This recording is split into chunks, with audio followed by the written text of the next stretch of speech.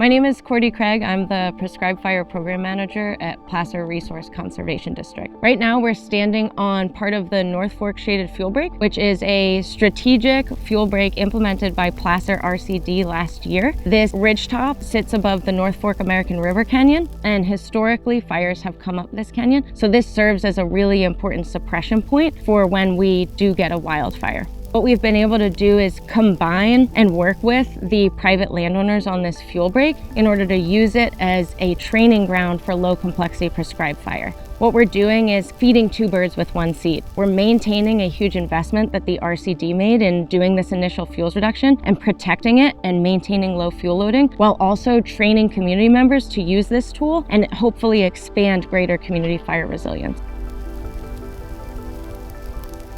My name is Chris Paulus. I work for the Placer Resource Conservation District as the Prescribed Fire Technical Advisor. I spent 37 years with CAL FIRE before that. I was the area battalion chief here. Spent that time in fire suppression operations, and then after that I moved into fuels management and prescribed fire since my retirement.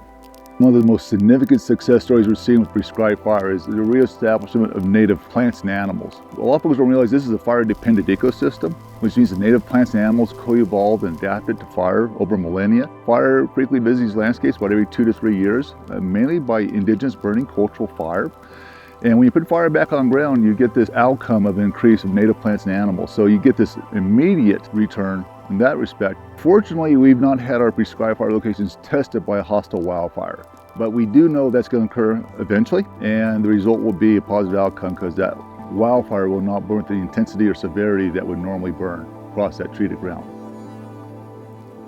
So the reason we need to increase the pace and scale of prescribed fire, if you consider the natural forces, much like the woods we're in right now, every year, these pine trees, these oak trees put down about 1 to 2 tons of fuel per year the leaf and needle and branch would drop. Well, those fuels will accumulate into hundreds of tons of fuel over time. Without fire removing that, what you really have is a fuel bomb out there. Climate change comes in and packs that, but makes that fuel available for a longer time.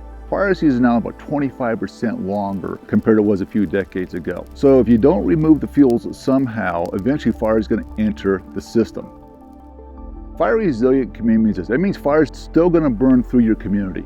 The difference is the intensity and severity which the fire burns. So a fire resilient community means fire will still enter into that community, but because prescribed fire has occurred on that landscape, the fire is low intensity, not burning that hot, low severity, doesn't kill that many trees and whatnot.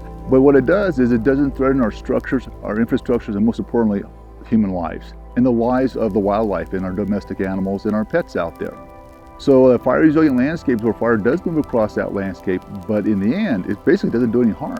It's a nuisance at best. And if we can get back to that, and ultimately to what we call a fire resistant landscape, and that's where fire enters a landscape and there's no negative impact whatsoever. So resiliency, it's like getting sick, you're gonna recover. Fire resistant landscape means even when a fire occurs, there's really no negative impact to that landscape or to the people that inhabit that landscape.